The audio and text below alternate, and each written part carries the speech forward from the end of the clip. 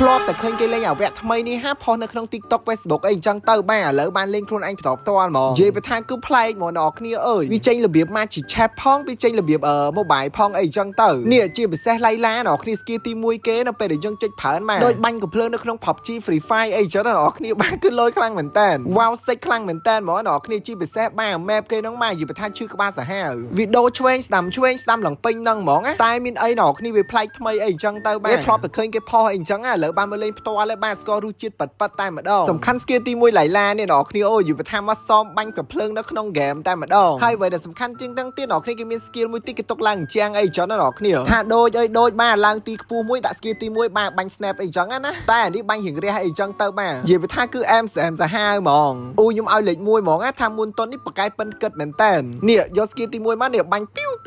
គេឡើងមកដល់យើងឯងអូយលយខ្លាំងមែនតើអ្នកគ្នាអូខ្ញុំជក់មែនតើហ្មងនិយាយថាតាំងពីបានលេងអាវៈថ្មីនេះមកបានលុយរហូតតែម្ដងបាទតែក៏មើលទឹកដៃនេះបាញ់បាន triple kill ហើយបាទតែគ្នាគេមកទៀតបាញ់ snap យកហ្មង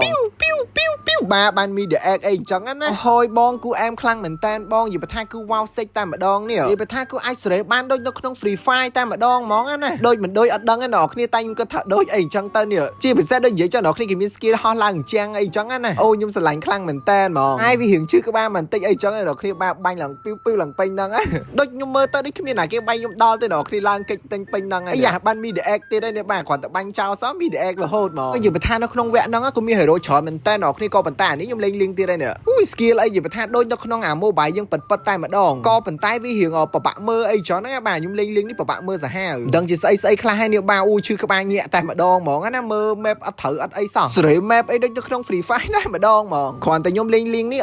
យកកបិតដេញចាក់គេអីចឹងទៅបាទហើយអ្នកគ្នាបើសិនជាលេងអីហ្នឹងបាទកុំលេងឲ្យសោះបាទមកខ្ញុំឈឺក្បាលមែនតើមកបាទមើល skill អត់ត្រូវស្អីនេះតែលេងនៅក្នុងវគ្គហ្នឹងគេហោះលយណាអ្នកគ្នាគេហោះដូចនៅក្នុងរឿងចិនចឹងអ្នកគ្នាអើយនេះហោះលយđấyគេតម្លាក់ខ្លួនបាទហេបើមានពាក់អាវសអីទៀតបាទនៅក្នុងរឿងចិនប៉ិតតែម្ដងហ្មងហើយចង់និយាយថាលេងនៅក្នុងវគ្គហ្នឹងបាទគឺឈឺក្បាលសាហាវនេះមិនដឹងពី skill ស្អីទេបាទចង់ freestyle ដូចនៅក្នុងmobile ប៉ិតអត់កើទេបាទមើលអួយហត់ហ្មងឈឺក្បាលនេះបាទវីដេអូហ្នឹងមានតែប៉ុណ្្នឹងហើយបាទលេងតទៀតបាទប្រហែលជាប្រេះក្បាលជា2